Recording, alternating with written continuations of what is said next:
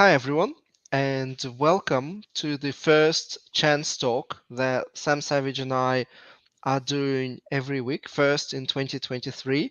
It's actually number 19. Oh my We goodness. we started last year. Yes, very exciting. This is live. So thank you for watching on Facebook, Twitter, YouTube, and LinkedIn. Say hello in the comments, and you can ask questions and write comments at any stage. We will see it and we'll kind of incorporate it into the conversation.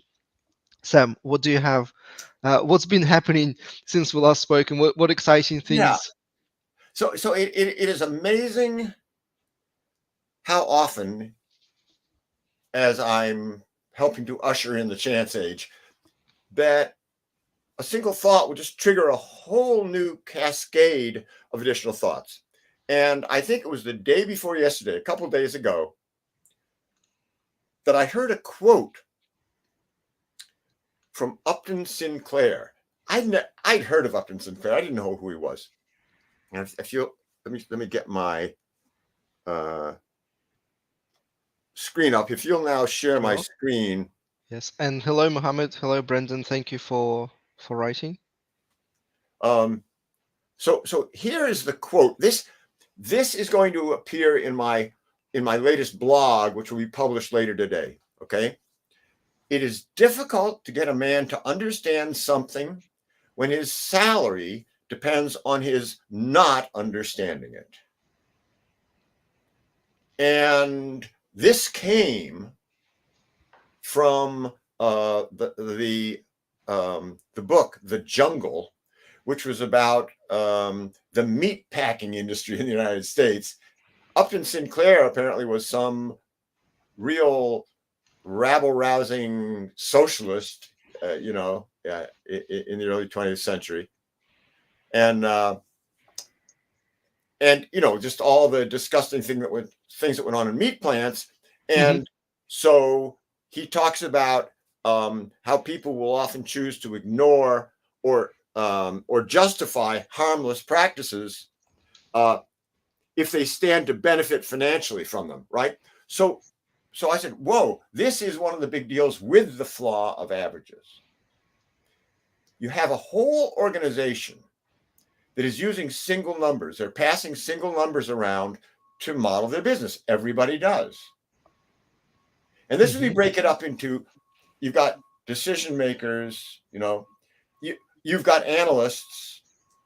The analysts all know about uncertainty. They model it all the time, but they have no way to deliver it.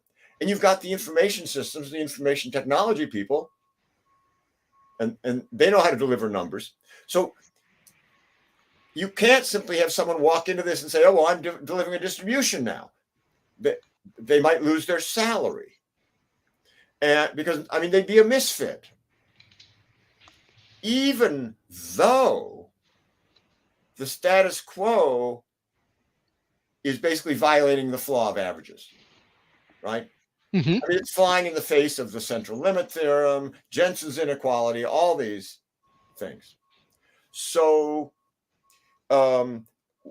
I've, talked often about, well, it's intellectual laziness, it's post-traumatic statistics disorder, but it is definitely way more than that. I was involved in a big project that would have really chancified a big organization before I'd come up with the term chancification, or before we had the current technology to do it.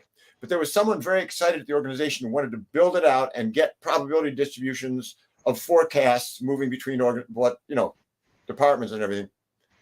And the person driving it left. And the person who took over said, oh, yeah, but of course, we ultimately need a single number. Well, that was it. Right. They were getting paid to deliver a single number. Their salary would have been in danger. Okay. Now, I want to stress that there are places where chancification has already occurred. And most people are not really aware of this. But in the derivatives industry, options, there's this famous Black-Scholes equation of 1973. And I taught with Myron Scholes at the University of Chicago and also knew him at Stanford. The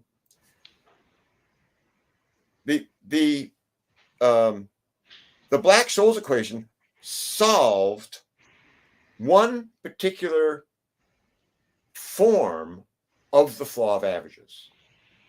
And it's really worth, let's try this. Let's see if this works out. I want to why don't you stop sharing my screen for a sec? Sure.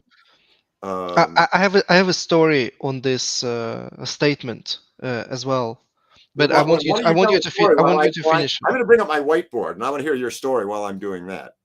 Okay, so this is it's a fascinating thing that it's a fascinating hypothesis, because you're absolutely spot on that this is exactly what most risk managers are thinking, that if they upgrade to better risk management, that their job is somehow at risk. And I think 3 or 4 years ago, I wrote an article, and it was a very short article, and I called it, "Are Risk Managers Scared of Taking Risks?" And my argument was that if you're a risk manager and you're not the one coming to the board and bringing the chancification to their attention, they will find out sooner or later, and then they will fire you immediately because it was your job to tell them that chancification existed, but you never did. And my argument was that risk managers that think, like you described in the quote, are actually bad at understanding the underlying risks, because the risk of proposing a change and getting rejected is actually much lower risk than keeping quiet and then having a board member or an executive or a CFO start talking to you about chancification and you've got nothing to respond. I've actually had 2 risk managers fired exactly for that, because I just did training for their CFOs. And then the CFO stood up and said, "Well, why are we doing all this other nonsense? Because this makes total sense. Yeah. Like, this is exactly what I've learned at university, stress testing, simulating makes total sense. So why are we doing that other stuff?" So I would actually argue that it's dangerous not to talk about chancification. Well, Because what's the worst case? You get rejected. Well, I'll tell you what the worst case is. So there is also, I think what's going to happen here, and I think why I'm so bullish on chancification, is because the technology has now made it so easy. But you have to sort of chancify the entire organization at once. Okay. So 2 paths we have to follow. I want to go back to the options industry in a second, but I want to answer your thing directly here with this, that if you acknowledge a risk, you are now liable for it.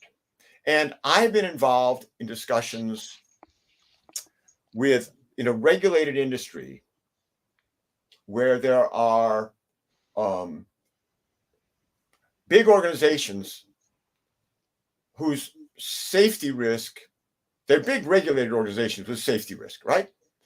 And you could say, oh, there's a new risk we haven't thought about, right? That no one is addressing right now. And you have a bunch of regulated industries and you have the regulator. Well, shouldn't we be studying this? Oh, let's suppose the industry produces some horrible smell that drives people crazy, right? It's been shown, but no one's addressing this risk right now. Well, the companies are going to say, wait a minute, we don't want to acknowledge this now, or we will be held liable for it. Wait till the science comes in and proves that it's a risk, right? Well, like the tobacco industry, very, very important, right? That the tobacco industry, people knew that smoking caused cancer, but there wasn't enough scientific proof. The tobacco companies kept saying, "Oh no, you could. There's a link, but maybe cancer causes smoking." And the argument would be, well, people who get lung cancer, who are prone to getting lung cancer, have an itch in their lungs that can only be satisfied by nicotine. So you've got to be very careful about exposing people to liability. And it's really a form of corruption within the regulators. And I have seen regulators and like rating agency sorts of people avoid looking at the true risk because it freaked everyone out. And Hmm. so instead, what they wanted was layers and layers of smoke screens that no one could understand. Yeah. And they could say, yes, we are regulating risk without anyone really knowing. So Yeah. I, I totally agree. That was one of my kind of drivers behind separating risk management into risk management one and two, because risk management one is such a facade, such a window dressing, that it wasn't designed to be window dressing because somebody made a mistake. It was purposefully designed to be a yes, window dressing to yes, pretty much limit liability. yes. And it is naive to think that suddenly you would disclose, true distributions and the chance of whatever. However, for internal purposes, I still Oh, yeah. feel that Wouldn't you like to management know what's should be going on? interested. Yeah, exactly. Wouldn't they like to know? Well, you know what? Oh my gosh, Steve Romerman wrote a beautiful chapter on this, Uh-huh. or a section in one of my in the Chancification book. Okay, it's called willful blindness. Yeah. Okay, and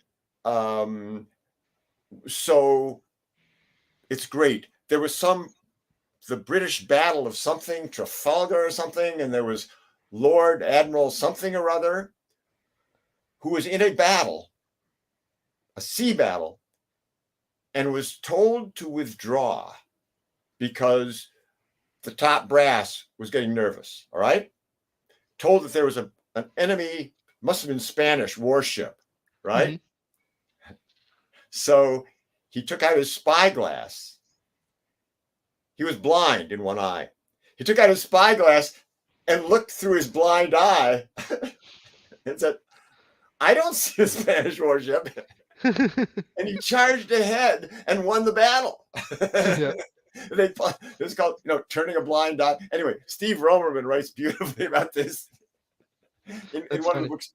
Okay, but let's go to option theory. Yes, let me share. And everyone who's watching us, what do you think about this current first discussion? Should risk managers be upfront about chancification? Should they be bringing it to attention, risking some backlash potentially, or should they just keep quiet and knowingly continue doing voodoo magic basically, believing that this smoke screen for risk management is good for the company?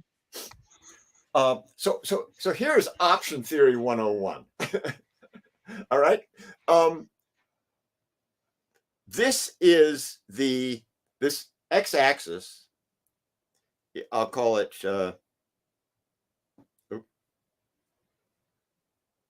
future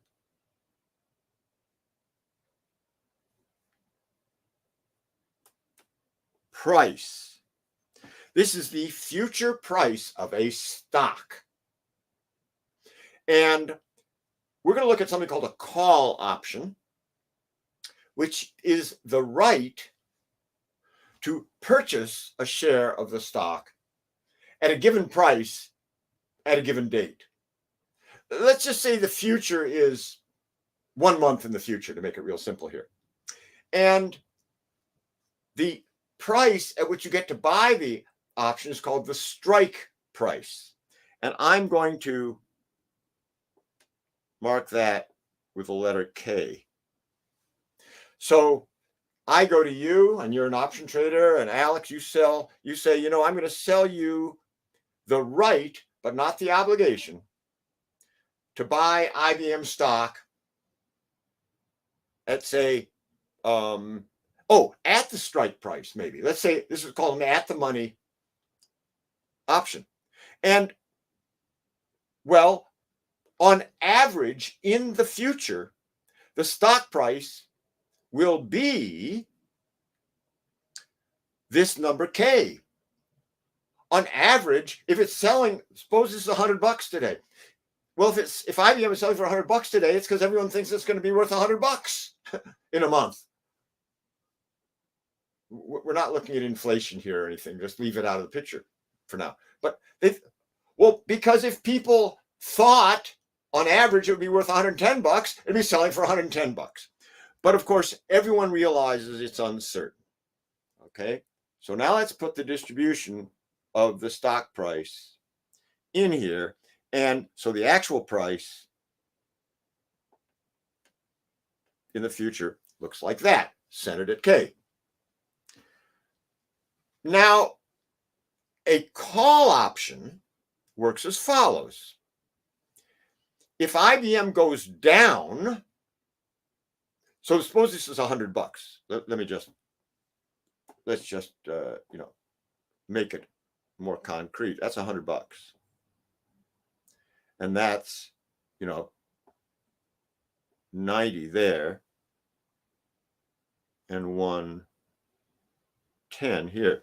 Well, if it goes down to $90, I'm not going to come running to you. Oh, Alex, sell me that thing. Sell me IBM for $100 because it's worth 90. No, the option will lapse. I won't exercise it. But if IBM is selling for $100, Alex, you promised to sell me a share of IBM for $100, and I see it selling for 110. So give it to me, and you get $100, and I get $10 right away because I turn around and sell it on the market.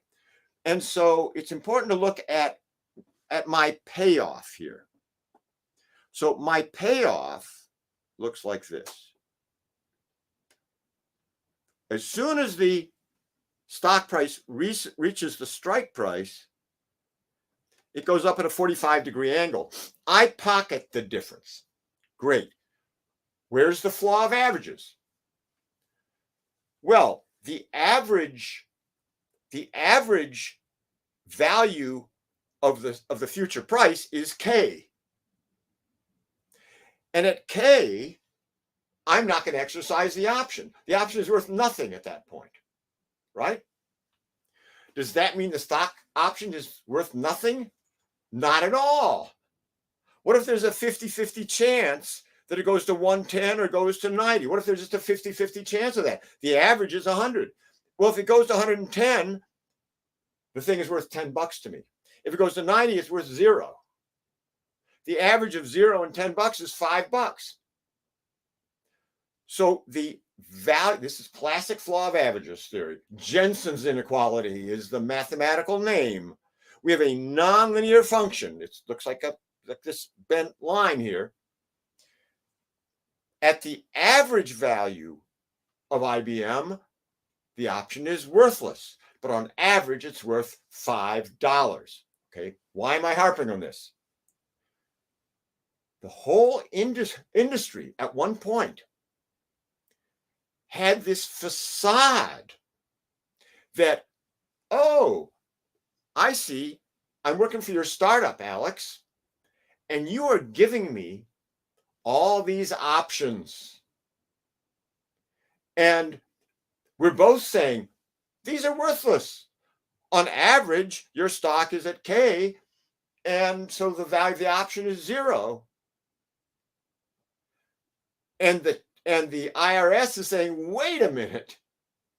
After the Black-Scholes equation, hold on a second. I know I'm rambling here. Myron Scholes and Fisher Black said, the way to value this is basically, today we could do a simulation, but the Black-Scholes equation by itself analytically said the average value of this option is not 0. It's up here somewhere because you got to take into account there's an upside and a downside of 0, right? Now, once that happened, if you were in the options business, there were ways to predict option prices before. They were abysmal.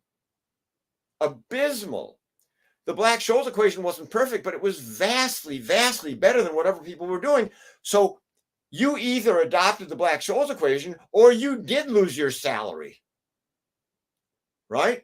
That was the first thing that happened. $1 trillion derivatives industry appeared very quickly after the Black-Scholes equation. And here's what happened next. Alex is giving me all these options, which I, by using flaw of averages thinking, can say, this isn't worth anything. On average, your stock isn't either going up or down. So my option is worth zero. And then the IRS woke up and said, no, you're giving me value that we need a tax.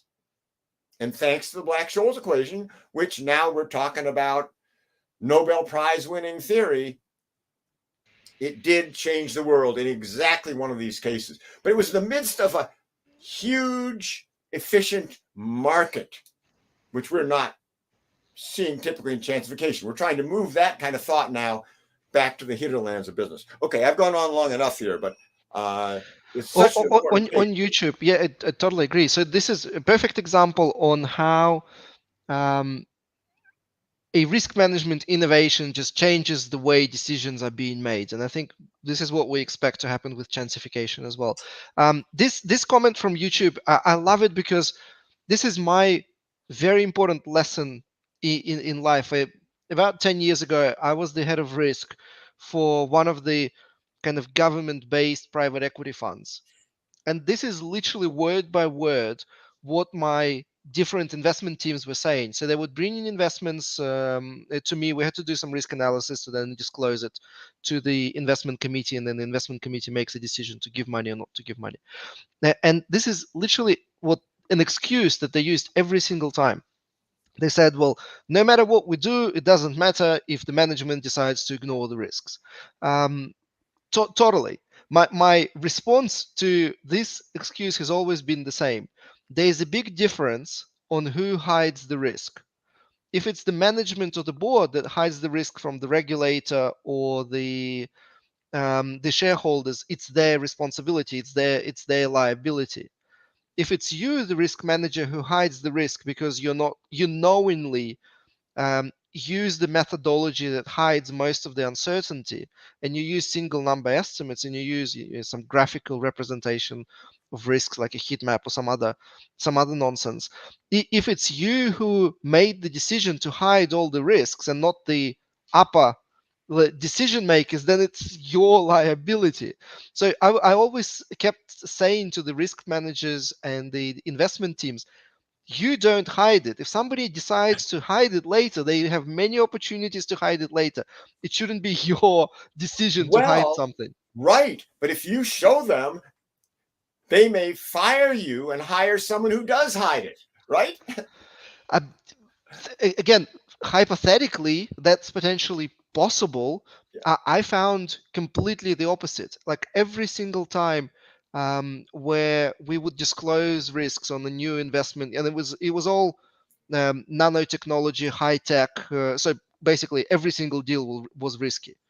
And every time we did show it, most of the time management said, um, we do want those risks accounted for in the deal structure, in the documents, in the due diligences. So they actually were quite responsive, Well, that's uh, great. responsive to it. That is wonderful. But by the way, I realized in this conversation, there's another big problem. The word risk management. The word should be risk and reward management. Yeah, The flaw of averages has upsides and downsides, right? yeah, With a totally. call option, oh, the risk is you're going to make money. No, that's not a risk. In other words, we need to be clear. You need to manage uncertainty because there are rewards and risks. You mask both the rewards and the risks by not modeling uncertainty. And I mean, I played that card so many times. I would show upside, and people would love upside, and then kind of tag along. I would try all the downside scenarios as well. And of course, you want to look at the trade-offs between them. Now, Yeah, I I mentioned I want to go back to electricity because, of course, it was electricity that I modeled Chancification off of, electrification, right? And very important. I don't think everyone knows this. First of all, the first incandescent light bulb, like all other important inventions of the 20th century, was first developed in England in 1829. Internal combustion engine. Look at them all. It's the 1830s in England. First incandescent bulb, 1830 in England. Right. Right. Edison finally figured out how to get one to not to last more than a quarter of a second. These things like would burn out instantly, right? He finally figured out how to get one to stay lit for a while in 1885 or that sort of period. And one of the big issues that Edison had as he was trying to get people to electrify was that a few years earlier, they had installed gas lamps. So gas lamps came first. New York City had gas running through the streets and gas lamps, and the gas pipes. You got all those old townhouses and everything. They drilled holes in them and they had gas pipes coming up through the walls to lamps in the rooms, right? And people were saying, wait a minute, electric lights? Why, like 10 years ago, we put in all these gas pipes. It cost us millions of dollars. Now you want us to drill new holes and put electric lines in. And Edison said, oh, no, not a problem. We'll run the electric lines right through your gas pipes. And that's what they did. And more than that, apparently Edison also had New York pass a law. So he developed patented equipment for running electric lines through gas lines. And then he had New York City pass a law that required you to do it because the rats would eat the insulation, he claimed, which apparently was not true, but it was enough to get the law passed. So when we think about chancification, this is why the spreadsheet is so important. The spreadsheet is already the system of gas lines running in everyone's house, right? The gas is single numbers. Mm-hmm. Fossil fuels. We're going to convert the fossil fuels to electricity. It's called electrification. Well, we're going to convert the single numbers to distributions. That's chancification. But we have to have the infrastructure in place. And that is a relative piece of cake. And I've been down that path before because I led the development of a package called What's Best, which brought linear programming to Lotus 123 back in 1985. Sold by Lindo Systems. It exists today. It's now linear and nonlinear optimization. And then the follow-on to that was the solver in Excel. And in both cases, we're talking about taking kind of arcane mathematics and boiling it down to a few function keys.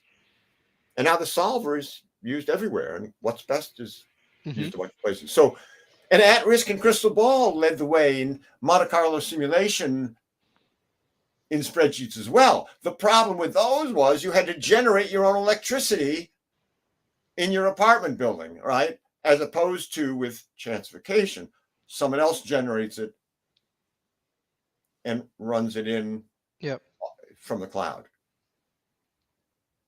Exactly. It's a really good analogy. So I think the conclusion of what you're saying is it's not unusual.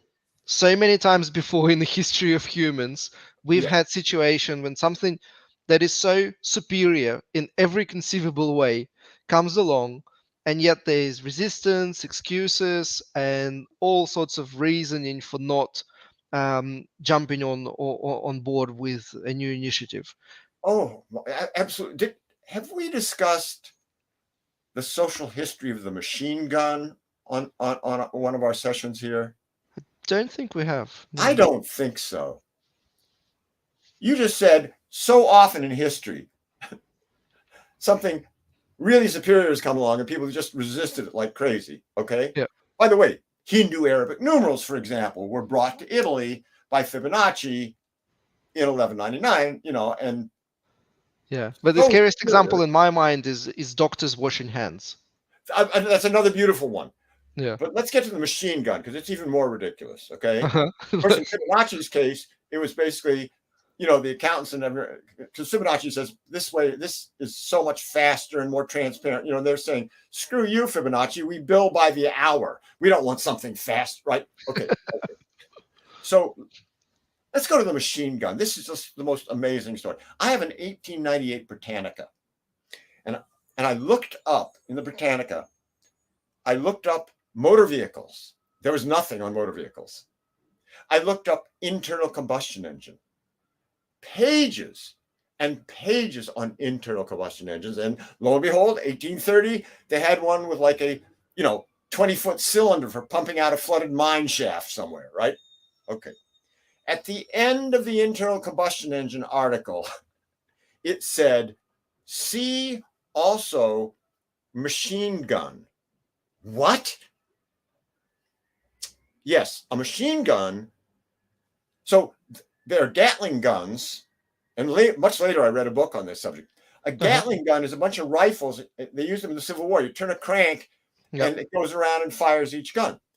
A machine gun is actually an internal combustion engine with a lot of lead in the exhaust. That is, when the cartridge fires, the recoil is an engine that drives the thing and brings the next cartridge into the chamber. Whoa. So in 1895 or something, there was this guy named Maxim who brought his machine gun. It was the first real machine gun, brought it to the U.S. War Department. And they tested. They set up a target out in a field, and they had 12 riflemen, and like 11 out of 12 hit this thing in the bullseye.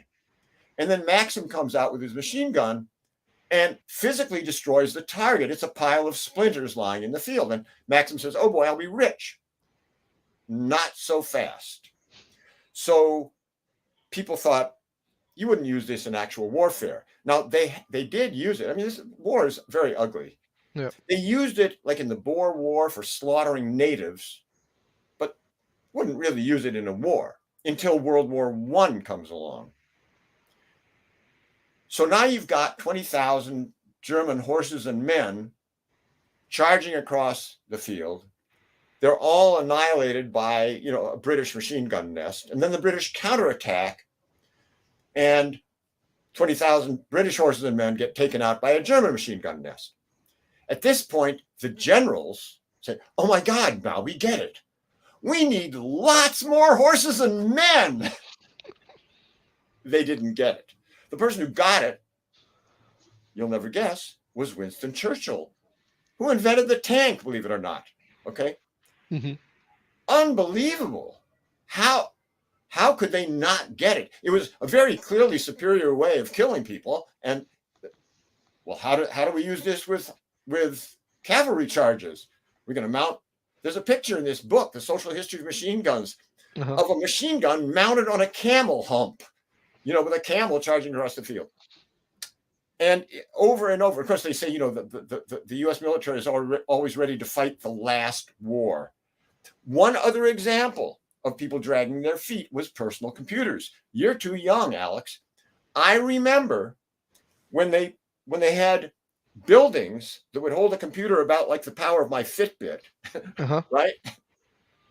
They would charge, it was a $5 million building. They'd charge you $1,000 an hour to use something the power of the Fitbit.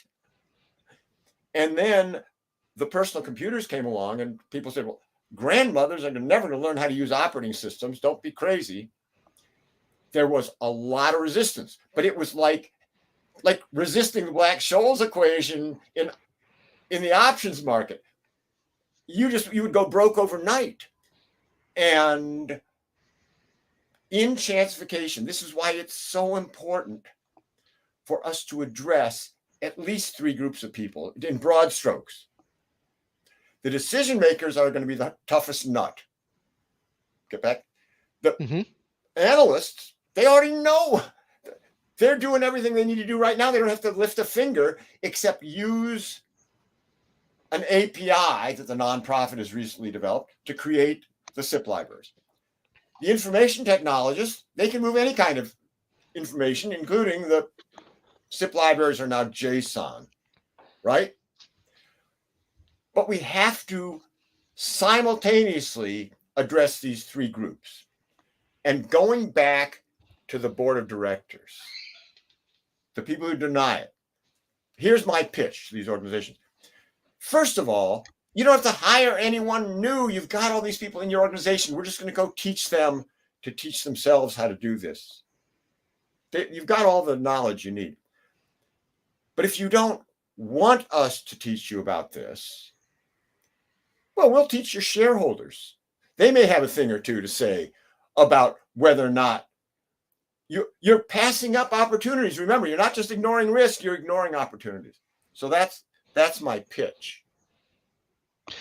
Which is actually, and again, when I wrote this article, "Are risk managers too scared to take risks?" My argument was that it's a matter of time until somebody above you knows about it and demands it, and you better have some sort of response, because this is basically what we've been doing in some of the European countries.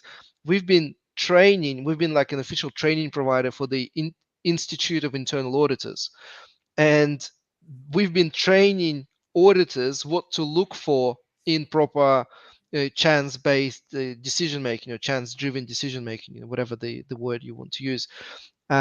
And then, of course, when they would look at a typical risk management implementation, they would see none of that, because usually risk analysis is quite disconnected from the actual decision at hand. And so they would automatically score it really, really low. And we did the same for the Auditor General's office. So the federal agency responsible for auditing all of the ministries and government departments. We've developed a methodology for them that basically makes them look for evidence of chancification. And if they don't find it, it's a sentence. It's a jail sentence. Yeah. Well, what if you didn't call them risk managers? What if you call them reward managers? Let me tell you another perversion that occurs when you call them risk managers. Of course, it shouldn't be either. It should be they should be managers. They should be chance-informed managers of all kinds, right? Here's one of the things that I've learned through various people in various organizations.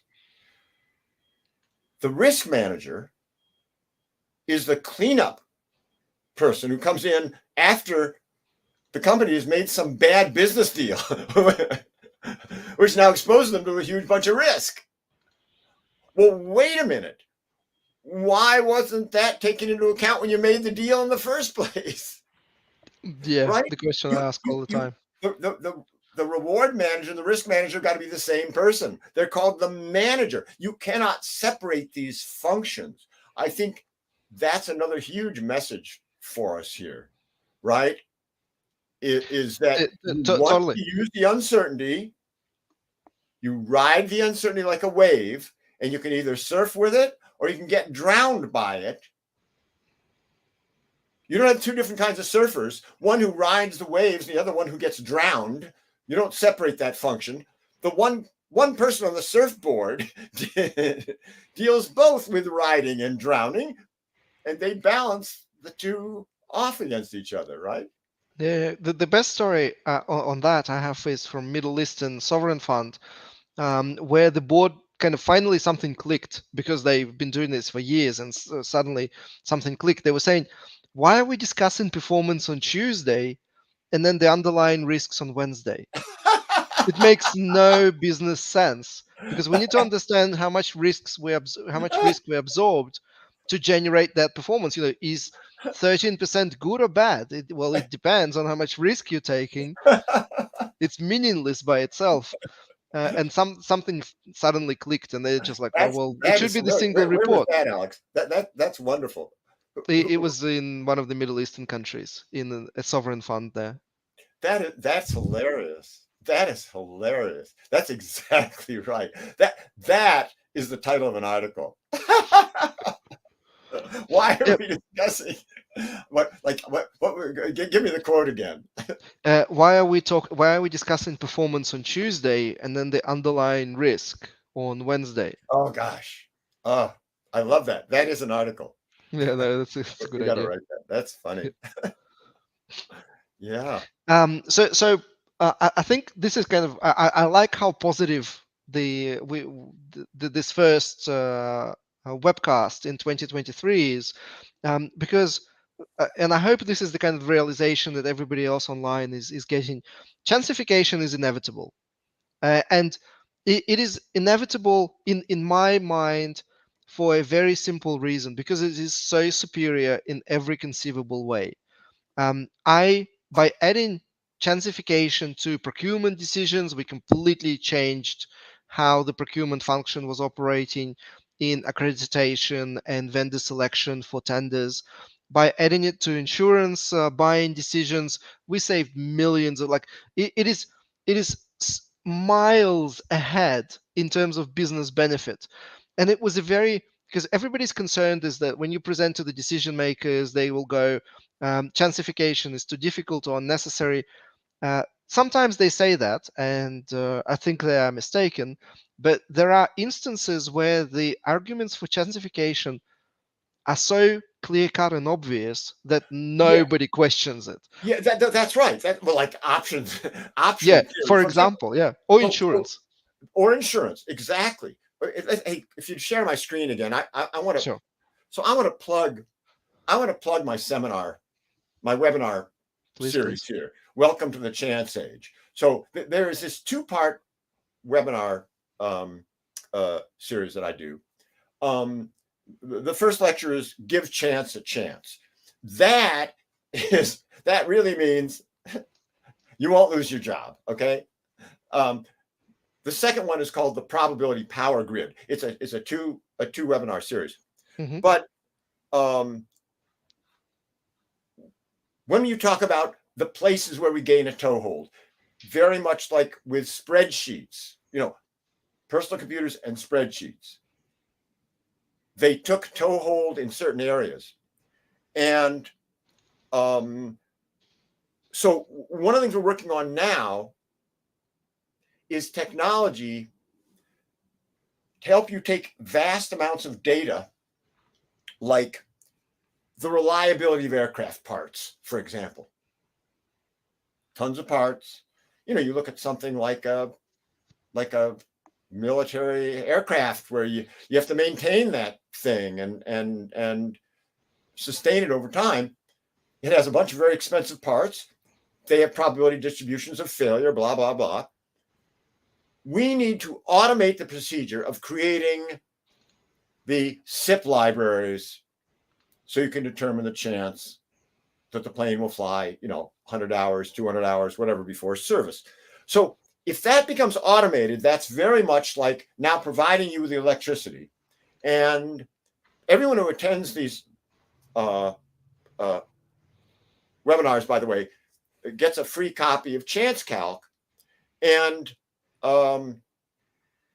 that is the commercial version. It's worth $150. And so I see at this stage, going back to electricity, there was one point at which Edison got J.P. Morgan to electrify his house, put electric light bulbs in his house. How? They put a generator in the basement of his house, right? I mean, that's not, sure, buy a generator for your house. No, that's not going to work.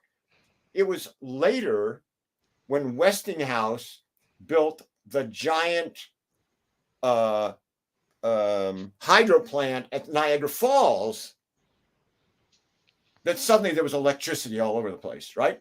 So that's the stage I think we're going through right now with chancification, right?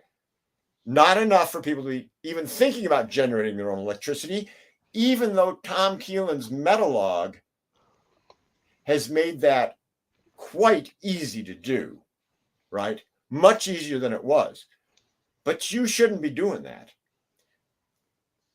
The analysts should be doing it. They should be getting the blame for it if it's wrong. The IT people need to deliver it to you. But you, the decision maker, has got to understand that it is irresponsible not to inform your decisions with chance. Totally agree. And by the way, chanceage.com, that's the link to the webinars, That to will the take you registration there. of webinars. Exactly. Perfect. Well, we're almost on the hour. Any questions, thoughts, comments from the audience? Any additional questions? And thank you to everybody who has been sending in their questions. Um, we do have a happy new year. So thank you, Oliver.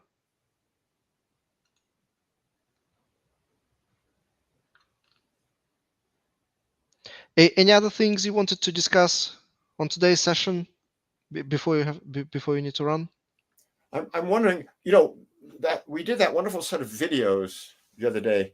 Yes. You know, one of the things we might do with those is discuss those on Chance Talk. That is, not just play them, but play little snippets of them and then discuss them. It's Yep. especially if we can get some questions back, because the thing about a video is in this set of videos we've done, we've actually discussed the whole chancification process, but without being able to ask questions, it's a little bit dense. So we might consider doing that in the future. Yeah, absolutely. Technically, we can Several. actually quite easily do that. Yeah. Play the video and then switch to our live Yeah. version and answer Yeah. questions. So I've got to run to my next meeting. Alex, always wonderful to see you. Happy New Thanks, Year, Sam. everybody. And And we will. the next session will be the next webcast will be on the 31st of January. So Excellent. See in two everybody weeks then. time. Thanks, Sam. Bye-bye. See you around. Thanks, everyone. Send in your questions, and I'll see them, and we'll be happy to add them to the to the discussion for the following session in 2 weeks' time. Thanks, everyone. Subscribe to the Risk Academy channel if you haven't already. If you're watching this on LinkedIn, you can actually watch all the replays on our YouTube channel. It's youtube.com/Risk Academy, single word. Very easy to find. Thanks, and I'll see you around.